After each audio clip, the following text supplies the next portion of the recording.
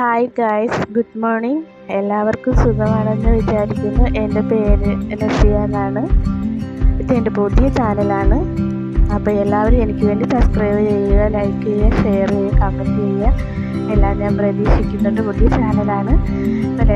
രാവിലെ എന്ന് മിയ വന്ന് വിളിക്കും അവൾക്ക് ഫുഡ് കൊടുക്കാൻ വേണ്ടിയിട്ട്. അവൾ രാവിലെ വന്ന് അവൾക്ക് ഫുഡ് കൊടുക്കും.